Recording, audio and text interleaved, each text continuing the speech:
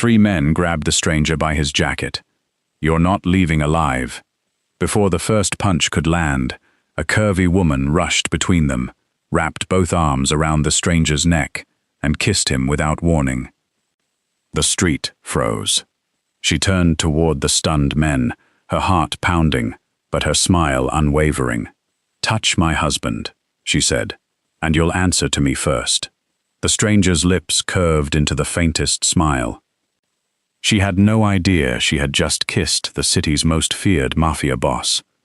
The rain continued to fall long after the 3 men disappeared around the corner. Harper Ellison remained frozen where she stood, still close enough to feel the stranger's steady breathing. Only when she realized her hands were still resting against his shoulders did she stumble backward, her cheeks burning hotter than the summer sun ever could. "Oh my goodness." She covered her mouth. I'm so sorry." The stranger looked at her without speaking. The silence only made her more flustered. "I know that probably looked completely insane," she rushed on. "I wasn't trying to, well, I was trying to kiss you, obviously, but only because they were about to hurt you." She winced. That sounded even worse. For a heartbeat, she considered running all the way back to her flower shop and pretending none of this had ever happened. Instead, she forced herself to meet his gaze. "I just thought if they believed we were married, they'd hesitate. Sometimes people back off when they think someone's watching." The stranger finally spoke. It worked. His voice was calm, deep, controlled, not the voice of a frightened man who had narrowly escaped a beating. Harper blinked. "You're surprisingly relaxed." "I've had worse evenings." That answer caught her off guard. She laughed, despite herself. "Well, I certainly hope not, because this evening has been stressful enough for both of us."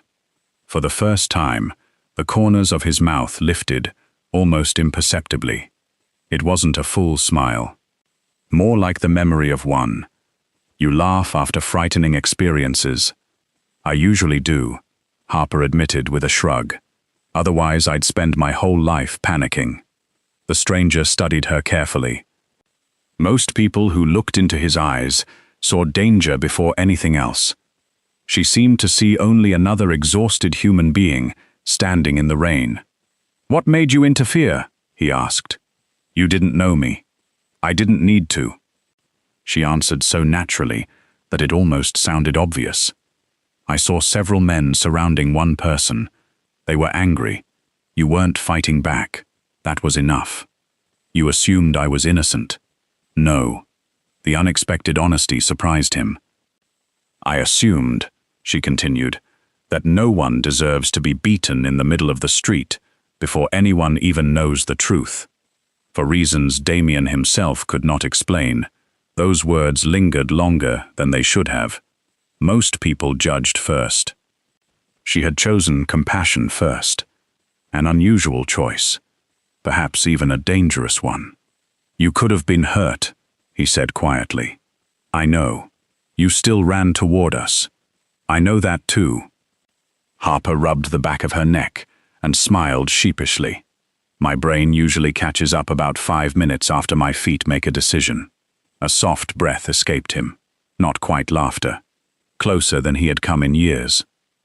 The rain eased into a gentle drizzle. Streetlights reflected off the wet pavement, while the city slowly returned to its ordinary rhythm, as though nothing extraordinary had happened. Harper glanced toward the corner where the men had vanished. "They won't come back, will they?" No. His certainty settled over the street, with quiet authority. She noticed it. She simply assumed he was unusually confident. "Good," she sighed, "because I don't think I could pull off pretending to be your wife twice in one evening." That almost earned another smile. Almost. She extended her hand. "I'm Harper, by the way. Harper Ellison." He looked at her hand for a brief moment before taking it. His grip was warm. "Steady. Damien? No last name?" "It isn't important." She tilted her head. "Mysterious. So I've been told." She chuckled again. "You know, Damien, Mysterious men usually buy someone coffee after they've been unexpectedly kissed and unexpectedly rescued, especially then. For a moment he actually considered accepting, a strange impulse, one he rarely indulged. Instead, he glanced toward the waiting black sedan parked across the street. His security team had wisely stayed hidden during the confrontation, trusting his judgment rather than intervening too early. "I have somewhere I need to be." "Of course." Harper tried not to sound disappointed. "Well, I'm glad you're all right." She turned to leave before stopping once more. "Oh, and if anyone ever asks," she pointed playfully at him, "we were never married. I'll remember." She smiled one last time before hurrying toward the warm lights of her little flower shop. Damien remained where he was, watching until she disappeared behind the glass door. Only then did one of his bodyguards approach. "Boss, should we investigate her?" Damien kept his eyes on the flower shop window. "No." The answer came without hesitation. "Leave her completely alone." He paused. Then, almost to himself, he added, "For the first time in many years, someone helped me without wanting anything in return." For the next 3 days, Harper convinced herself she would never see Damien again. People crossed paths in cities every day. They shared buses, sidewalks, elevators, and sometimes strange moments that became amusing stories to tell years later. A kiss between strangers in the rain certainly qualified as one of those stories. So when the little brass bell above her flower shop door chimed late Thursday morning, she looked up with the same cheerful smile she offered every customer. It faltered for half a second. Damien stood in the doorway. Gone was the damp stranger in a wrinkled jacket. Today he wore a charcoal suit, tailored so perfectly it seemed stitched onto him. Yet despite the polished appearance, there was something unmistakably familiar about the calm eyes watching her from across the room. Harper folded her arms. "Please don't tell me you're here because you forgot we're divorced." A faint crease appeared at the corner of Damien's mouth. "I thought we agreed we were never married." "Good. I didn't want to split imaginary property." That tiny crease deepened. Not quite a smile, but dangerously close. He glanced around the cozy flower shop. Buckets overflowed with fresh roses, lilies, daisies, and lavender. Warm sunlight spilled through the front window, making the colorful bouquets seem almost alive. "It smells peaceful here," he said. "It usually is. Flowers don't argue, unless someone forgets to water them." She reached for a bundle of white tulips. "So, buying flowers?" "Yes. 4. He hesitated. "I hadn't thought that far." Harper laughed. "You walked into a flower shop without knowing who the flowers were for." "It appears so."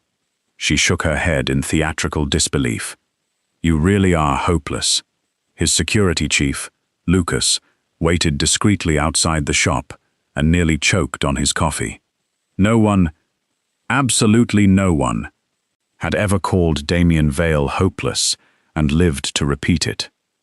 Inside, Damien simply nodded. "What would you recommend?" Harper circled the display, studying him instead of the flowers. "You don't seem like red roses." "Why not?" "Too predictable." She picked up a bundle of blue irises. "These, what do they mean?" "Trust." He looked at the flowers for a long moment. "I'll take them." She wrapped the bouquet in brown paper with practiced hands. "That'll be $28. Damien reached into his wallet and placed several $100 bills on the counter. Harper stared. "So," he waited. "Are we buying the shop?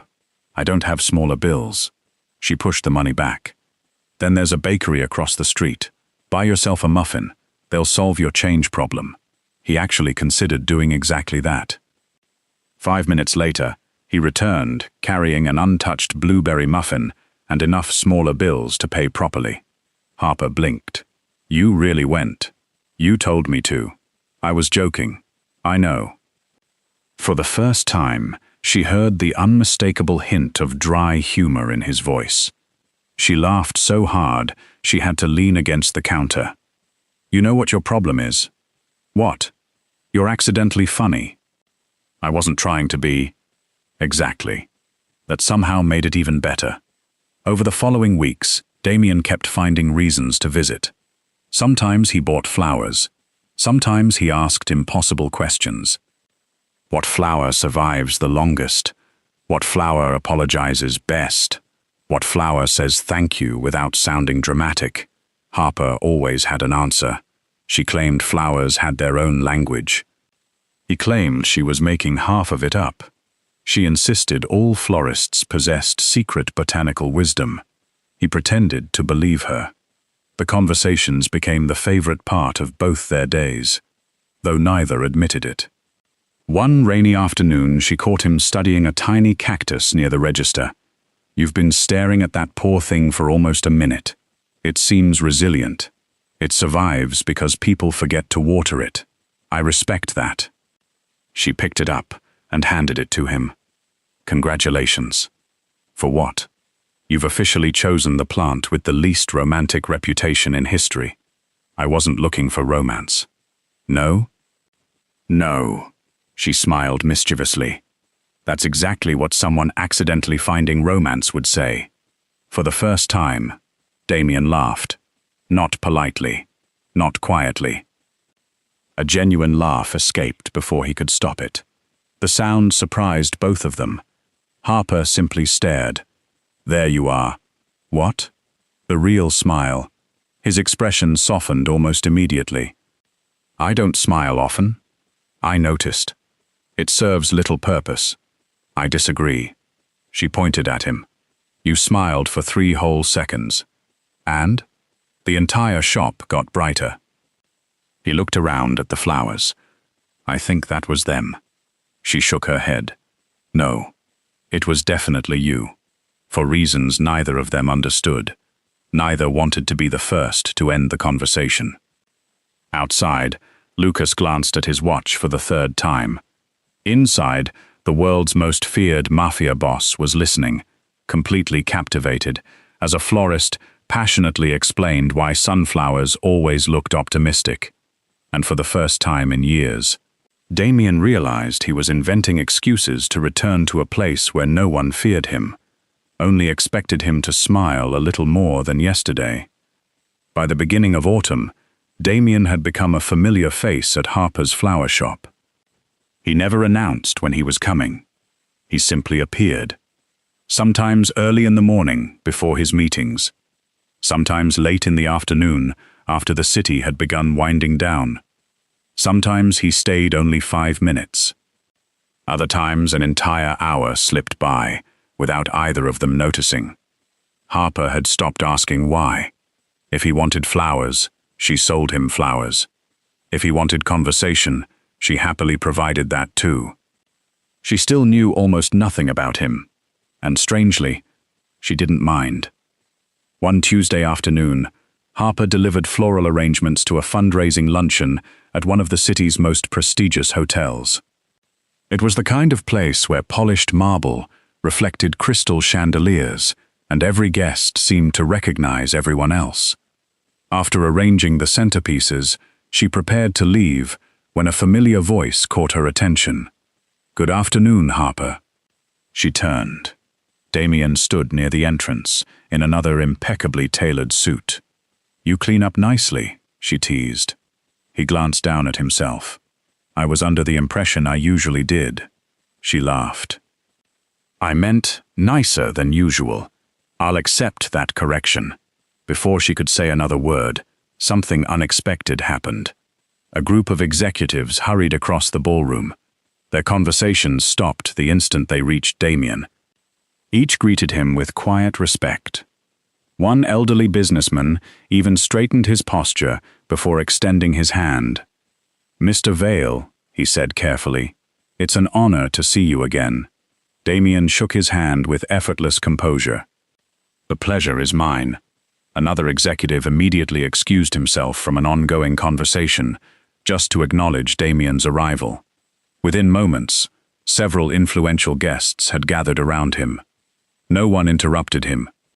No one spoke over him. Even the hotel's general manager personally appeared to welcome him. Harper watched from across the room. Her playful smile slowly faded into curiosity. She had assumed Damien worked in business. But this felt different. It wasn't admiration. It wasn't simple professional courtesy. It was something closer to instinctive respect. As if everyone understood, he carried a kind of authority that required no explanation. Later that afternoon, after the luncheon ended, Damien found Harper waiting outside beside her delivery van. She folded her arms dramatically. "I have questions. I suspected you might." She narrowed her eyes. "Are you secretly famous?" "No." "Rich?" He considered the question. "Comfortable?" She rolled her eyes. People who describe themselves as comfortable usually own buildings. He said nothing. "You're not going to deny it." "It depends." "On what?" "Whether denying it would accomplish anything." She sighed theatrically. "You're impossible."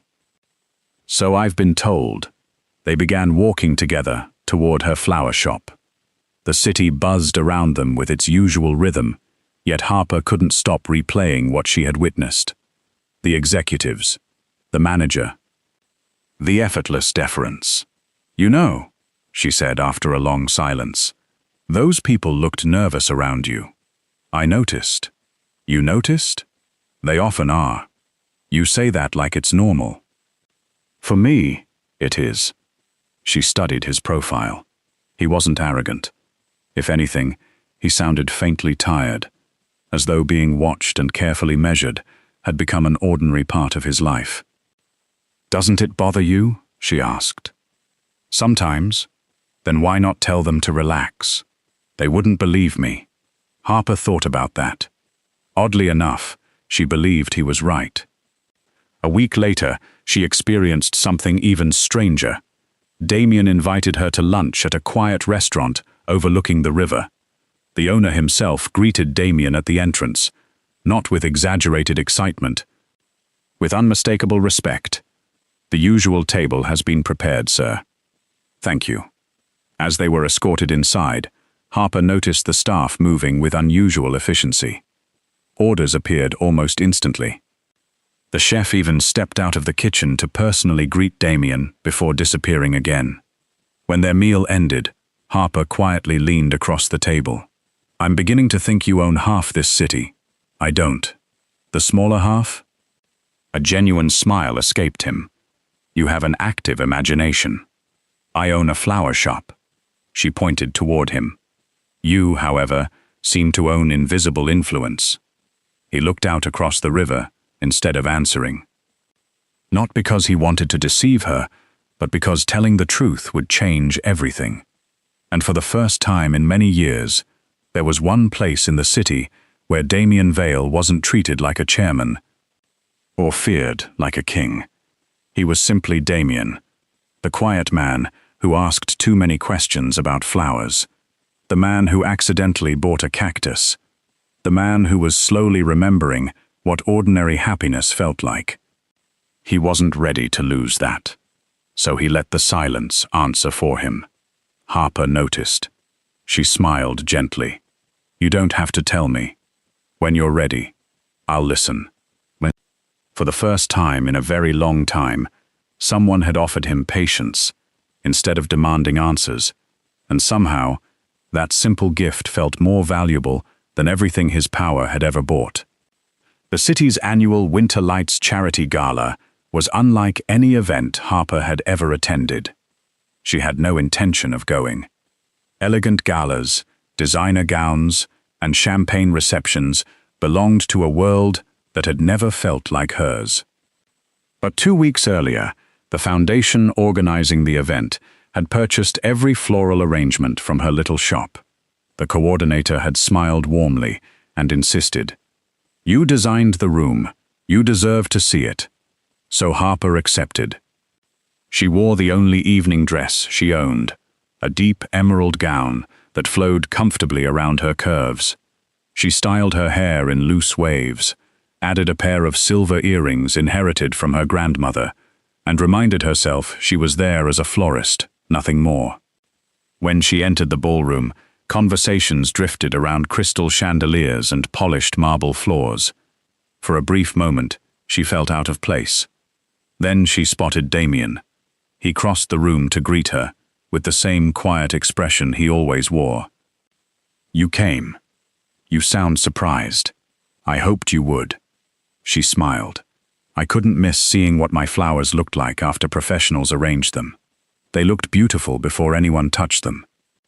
The compliment was simple, sincere. It warmed her far more than she expected. They spoke only a few minutes before Damien was called away by several business leaders. Harper encouraged him with a playful wave. "Go, be mysteriously important."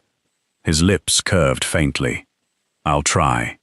Left alone, Harper wandered toward the floral displays, quietly adjusting a rose that had tilted sideways. "You have quite the audience." The unfamiliar voice carried effortless confidence. Harper turned to see a striking blonde woman in an elegant ivory gown. Every movement radiated practiced sophistication. "I'm sorry?" "I'm Vanessa Rowe." She extended a hand. "I organize luxury events." Harper shook it politely. "Harper Ellison." "I know." Vanessa's smile remained flawless. "So, you're the florist." "I am. The famous florist."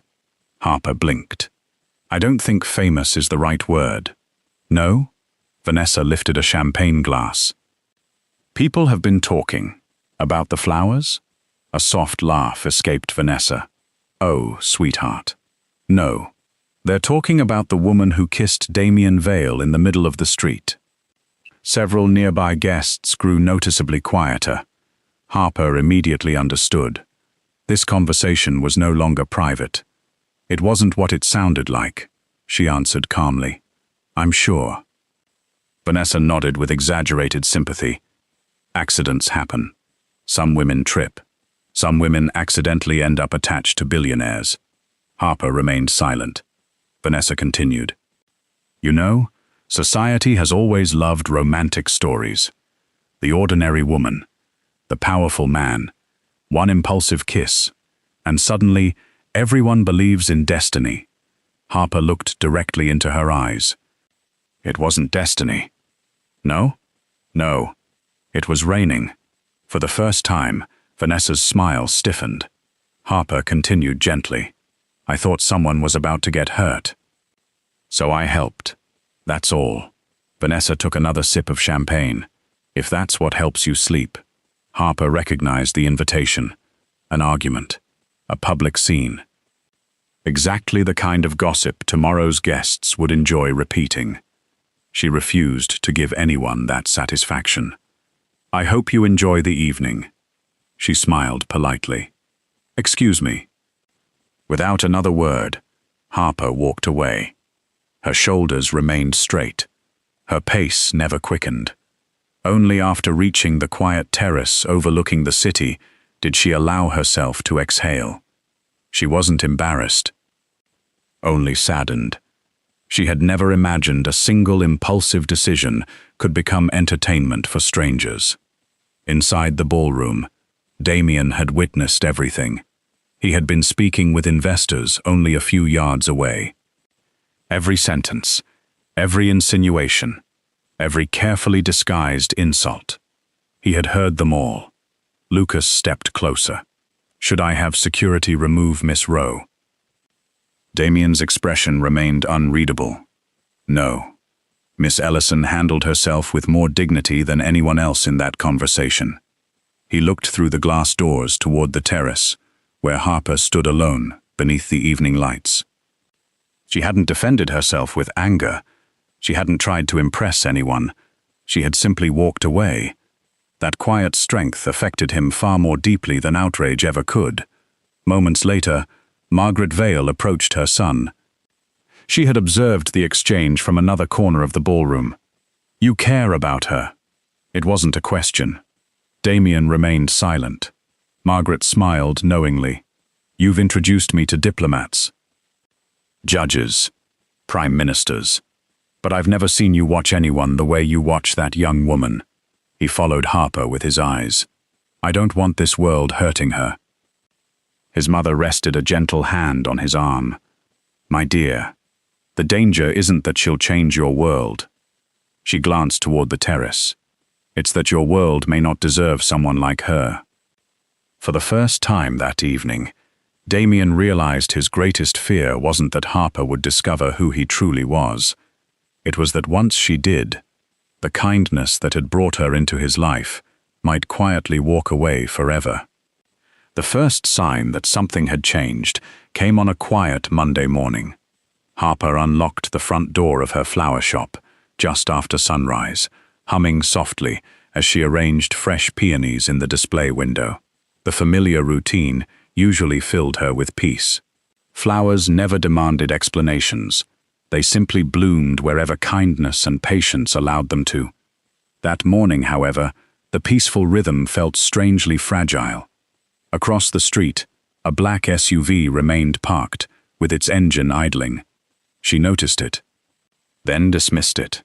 People parked everywhere in the city. There was no reason to imagine anything unusual. Near closing time, the bell above the door rang. 3 men entered. They wore expensive coats instead of leather jackets. Their voices were calm instead of aggressive. Yet Harper immediately recognized something unsettling. It wasn't their appearance. It was the way they quietly spread through the shop, casually blocking the entrance without seeming to. The tallest man smiled. Miss Ellison? Yes. We only need a few minutes. Harper carefully placed the bouquet she had been wrapping onto the counter. If this is about flowers, you've come to the right place. One of the men gave a short laugh. Not flowers. Mr. Damien. Her smile faded only slightly. What about him? We understand you've become friendly. We've had coffee. We've talked. I sell him flowers. The tallest man nodded. Exactly. So perhaps he's shared something with you. Harper frowned. I don't know what you mean. He told you why people were looking for him that night. No? He trusted you. No. The man stepped a little closer. Miss Ellison, I think you do know. Harper met his gaze without lowering hers. I don't. I still don't even know why those men chased him. The answer was simple, truthful. She had expected honesty to end the conversation. Instead, the room became even quieter. The tallest man rested one hand lightly on the counter. No one risks kissing a complete stranger unless there's more to the story. Harper almost smiled. You've obviously never met impulsive people. We exist. He studied her face, searching for hesitation. He found none, only quiet sincerity. That unsettled him more than any practiced lie could have. So you're saying, you truly know nothing. I know he likes blue irises. The men exchanged puzzled glances. Harper continued earnestly. And he once bought a cactus because he thought it looked resilient. Another confused silence. He also has terrible taste in choosing flowers without help. The tallest man blinked. You expect us to believe that's all you know? It is. She folded her arms. I've never asked him questions he wasn't ready to answer. And he never volunteered. The front door opened again. No one heard the bell. Every eye instinctively turned toward the entrance. Damien walked inside. He wasn't surrounded by bodyguards. He carried no visible weapon. His expression remained as calm as ever. Yet the atmosphere inside the shop changed instantly. The 3 men straightened almost unconsciously. The tallest one lowered his hand from the counter. Mr. Vale. Damien's voice was quiet. You're frightening my friend. We meant no disrespect. Then leave. Only one word. No anger. No raised voice. No threat. The silence that followed seemed to stretch endlessly. Finally, the tallest man inclined his head. Our mistake. He looked briefly toward Harper. "My apologies, Miss Ellison." Without another sentence, the three men walked out of the shop. The SUV disappeared less than a minute later. Harper waited until the street was completely empty before turning toward Damien. She let out one long breath. "Well, that was incredibly strange. I'm sorry." She waved the apology away. "I wasn't scared." "You weren't." "I was." She laughed. "But I refuse to let rude people know that." For a fleeting second, relief softened Damien's eyes. "You shouldn't have had to experience this." She leaned against the counter. "So, who exactly were they?" He hesitated. "People asking questions." "They seemed very interested in you." "They were." Harper studied him for a long moment. "You still don't want to tell me?" "No." Not because he didn't trust her. Because he did. Too much. If she knew the truth, she would become part of a world he had spent years trying to keep separate from everything good. She deserved mornings filled with roses and laughter, not whispered warnings and armed security. Harper nodded slowly. "All right." He looked surprised. "You're not angry? I don't have to know everything about someone to know whether they're kind." She smiled gently. "I've seen how you treat waiters. You remember birthdays. You thank delivery drivers. You buy flowers for hospital nurses. Whatever you're hiding, those things are real too." The words landed with unexpected force. For years, people had measured Damien by reputation, by influence, by fear. Harper measured him by ordinary acts of kindness. She judged the man, not the mystery surrounding him. He realized with uncomfortable clarity that protecting her by remaining silent was becoming impossible. The longer he waited, the more he risked betraying the very trust she continued to place in him without question. As he prepared to leave, Harper called after him. "Damien?" He turned. "If you ever decide to tell me the whole story."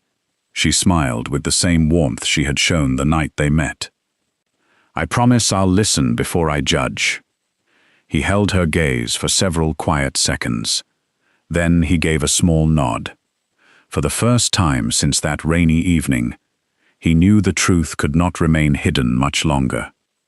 For 3 days after the incident at the flower shop, Damien stayed away. Not because he wanted distance, because every instinct he possessed warned him that the life he had built was finally colliding with the life he wished he could have. Each morning he found himself looking toward Harper's Street from the back seat of his car. Each afternoon he nearly instructed Lucas to stop outside the flower shop. Each time, he told the driver to keep going. If he continued hiding the truth, he would eventually betray the one person who had trusted him without asking for proof. If he revealed everything, he might lose her forever. Harper noticed his absence immediately. She told herself not to. People had busy lives. Successful businessmen traveled. Meetings happened. Still, every time the little brass bell above the shop door rang, she instinctively looked up. Every evening, she caught herself wondering whether he had finally decided he no longer needed excuses to buy flowers. She laughed at herself, then quietly arranged another bouquet. On the 4th evening, just as she was locking the shop, a familiar voice spoke behind her. "Harper." She turned. Damien stood beneath the fading sunset, his hands in the pockets of his dark overcoat. He looked more tired than she had ever seen him. "You disappeared." "I know." "I was beginning to think you'd learned enough about flowers." "I haven't." She smiled softly. "Good. There are still hundreds left." He hesitated before speaking again. "Would you walk with me?" They wandered slowly through the city park. Autumn leaves drifted across quiet pathways, while families packed up late picnics and children chased one another across the grass. It felt wonderfully ordinary. Perhaps that was why Damien chose this place. He wanted the truth to arrive somewhere peaceful, not surrounded by bodyguards, not inside one of his offices. Just two people walking together. After several silent minutes, he stopped beside the lake. "I've lied to you." Harper looked at him calmly. "No, you've hidden things. That's different." He lowered his eyes. "My last name is Vale." She nodded. "I figured that out after the gala." "You did. It's difficult not to notice when half the city calls you Mr. Vale." A faint smile almost appeared, then disappeared again. "There's more." She waited, patiently, exactly as she had promised. "I am chairman of Vale International. I know." And he drew one slow breath. "There is another side of my life. There is another side of my life. The one those men were asking about." She said nothing. He continued. "I lead an organization that people fear. Most newspapers would call it organized crime. Others would call it a mafia family. I don't deny either description." The breeze rippled across the lake. For the first time in years, Damien felt something unfamiliar. Fear. Not fear of rivals. Not fear of betrayal. Fear of one woman quietly stepping away. He forced himself to finish. "The night you kissed me, the men confronting me weren't random criminals. They worked for Adrian Cross. They mistook me for someone vulnerable. They were wrong. I've spent years building a reputation strong enough that people fear speaking my name." He looked directly at her. "You were the only person who didn't." Silence settled between them, long enough for distant church bells to echo across the water. Harper stared at him. Then, to Damien's complete astonishment, she laughed, not mockingly, not nervously, a genuine laugh. He blinked. "You are laughing." "I'm sorry." She covered her mouth, still smiling. "I just realized something." "What?" She stepped closer. "So that's why everyone acts so strangely around you." He frowned slightly. "You aren't frightened? I should probably be asking different questions." "Like what?" She tilted her head thoughtfully. "Have you been secretly buying flowers just to have conversations with me?" For the first time in decades, Damien forgot every carefully rehearsed sentence. I suppose I have." She smiled wider. "I knew it." He stared at her in disbelief. "Harper, did you hear anything I just said?" "I did." "And?" She reached out and gently took his hand, the same hand she had shaken months earlier after pretending to be his wife. This time, she didn't let go. "Good." He searched her face, unable to understand. "Good?" She nodded. "Because I kissed the man." She squeezed his hand lightly. "Not the title." Emotion tightened unexpectedly in his chest. She continued before he could speak. "When I met you, I didn't know your last name. I didn't know how much money you had. I certainly didn't know people feared you. I only knew one thing. You looked alone." Her voice softened. "And lonely people deserve kindness too." Damien closed his eyes for a brief moment. Years of discipline, years of emotional restraint, years of teaching himself never to reveal weakness. All of it became suddenly fragile beneath the weight of one simple truth. She had never fallen for power. She had simply cared about a stranger. When he opened his eyes again, they were brighter than before. "I don't deserve your trust." "No," Harper answered gently. "You deserve the chance to keep earning it." For several quiet seconds, neither of them spoke. The city continued around them. Cars passed. Leaves drifted. Life moved forward. And for the first time since becoming the city's most feared man, Damien Vale felt something infinitely stronger than fear. He felt accepted. Not because of who he pretended to be, but because someone had finally chosen to see the man beneath every title. Winter quietly gave way to spring. The city changed almost without anyone noticing. Bare branches welcomed fresh green leaves. Sidewalk cafes filled again. The flower beds outside Harper's shop burst into color, and for the first time in months, she found herself leaving the front door open to let the warm breeze drift inside. Some things changed naturally. Others changed so gradually that neither Harper nor Damien realized they had crossed an invisible line. At first, they were simply friends. Then they became the first person each wanted to call after a good day, or a difficult one.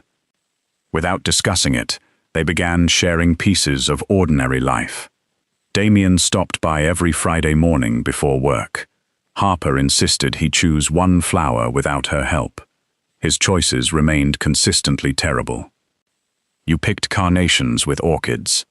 They looked compatible. They're arguing inside the bouquet. I don't hear anything. That's because flowers are polite. He smiled. I'll trust your expertise. You finally learned. I learned it's easier. Some evenings Damien helped close the shop. He swept the floor badly. Wrapped bouquets even worse. One afternoon, Harper watched him struggle with a ribbon for nearly 5 minutes. She finally stepped behind him. You're losing a fight against fabric. It appears so.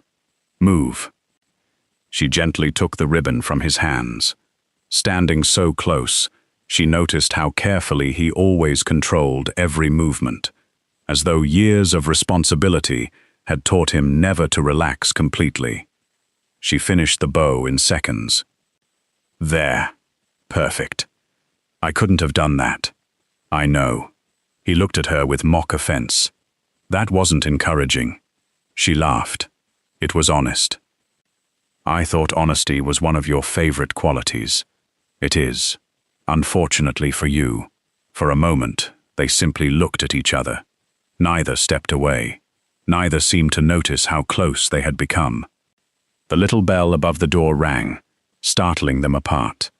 An elderly customer entered with an amused smile. I hope I'm not interrupting. Harper nearly dropped the scissors she was holding. We were discussing ribbon. The woman glanced at Damien. Of course you were. After she left with her bouquet, Harper covered her face. She definitely didn't believe us. No, Damien answered calmly. I don't think she did. Their friendship also brought Damien back into parts of life he had long forgotten. One Sunday afternoon, Harper convinced him to help at a neighborhood gardening project for children. No executives. No bodyguards standing nearby. Just families planting flowers in a public park. At first, the children stared at Damien's serious expression. Then one little boy walked up, holding a tiny watering can. Mister, you forgot to smile. Harper bit her lip to stop herself from laughing. Damien looked genuinely confused. I did? My grandma says flowers grow better when people smile. Damien glanced toward Harper. She nodded, solemnly. Scientifically proven. It is? No. But don't ruin the story. To everyone's astonishment, Damien smiled. The little boy grinned triumphantly. There! Now they'll grow. Harper watched the exchange quietly. For years, the world had seen only the man people feared. She was beginning to see the man he might have become if life had offered him gentleness much earlier. That evening, they sat together on a bench overlooking the river. Neither spoke for several minutes. The silence between them had become comfortable. Not empty. Peaceful. Damien broke it first. I've been thinking about something. That sounds dangerous. It probably is. She smiled. What is it? He looked across the water before finally turning toward her. Would you still have kissed me if you had known who I was? Harper pretended to consider the question very seriously. She tapped one finger against her chin. I don't think so. For one brief heartbeat. His expression fell. Then she laughed. Not for the reason you're imagining. He looked at her expectantly. I would have been far too nervous. She shook her head with a grin.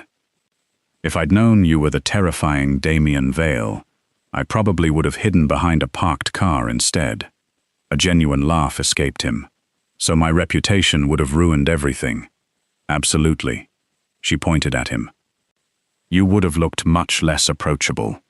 I wasn't approachable. No, you really weren't. They laughed together until neither could remember who had started. When the laughter faded, Harper reached for his hand. This time, it felt natural. No hesitation. No uncertainty. Just quiet certainty. I don't regret that night. Neither do I. He intertwined his fingers with hers. The gesture was small, yet it carried more meaning than any grand declaration, because neither of them had fallen in love in a single dramatic moment. Love had arrived one ordinary conversation at a time, one bouquet, one shared laugh, one quiet act of trust. By the time either of them recognized it, it had already become impossible to imagine life without the other. And somewhere, beneath the fading light of another peaceful evening, the stranger Harper had once kissed to save his life finally found a place where he no longer needed to hide his heart. 1 year later, the Grand Hope Charity Gala filled the city's historic concert hall with music, laughter, and generosity. Unlike the previous year, Harper no longer felt like she didn't belong. She still owned the same neighborhood flower shop. She still laughed too loudly. She still wore comfortable shoes whenever she could. The only difference was that she no longer walked into the room alone. Damien stood beside her. Not as the city's most influential businessman. Not as the man people whispered about behind closed doors. Simply as the man who instinctively reached for her hand the moment they stepped inside. Margaret Vale watched them from across the ballroom and smiled quietly. She had recognized long ago what Damien himself had been too guarded to admit. Harper had not changed who her son was. She had simply reminded him who he had always been beneath the weight of power. Later that evening, after the charity auction concluded, several journalists gathered near the stage to interview the evening's guests. One young reporter smiled at Harper. "Miss Ellison, may I ask one question?" "Of course. I think everyone knows the story of how you and Mr. Vale first met." A ripple of amused laughter spread through the audience. The reporter continued, "Would you say your first kiss was romantic?" Harper looked toward Damien before laughing. Not even a little. More laughter followed. "I honestly thought I was saving a complete stranger." The reporter turned to Damien. "And what did you think?" Damien looked at Harper for several quiet seconds before answering. His voice remained calm, but this time, everyone could hear the warmth behind it. She was. The room fell silent. "I was a stranger." He gently intertwined his fingers with Harper's. She looked up at him with the same smile that had once convinced 3 dangerous men to walk away. "You just didn't know." He paused briefly. That stranger needed saving more than anyone. For a heartbeat, no one spoke. Then applause filled the ballroom. Not because of wealth, not because of influence, but because everyone understood the truth hidden inside those simple words. Sometimes the strongest people carried the deepest loneliness. Sometimes courage appeared in the form of one impulsive act of kindness. And sometimes, the smallest decision changed 2 lives forever. Harper looked at Damien with playful affection. "So, should we make our marriage official this time?" He laughed. "I was hoping you'd ask." She smiled. "Good, because pretending to be your wife for a year has been exhausting." The audience laughed again. Damien leaned forward. "This kiss," he whispered softly enough that only she could hear, "doesn't need an excuse." He kissed her gently.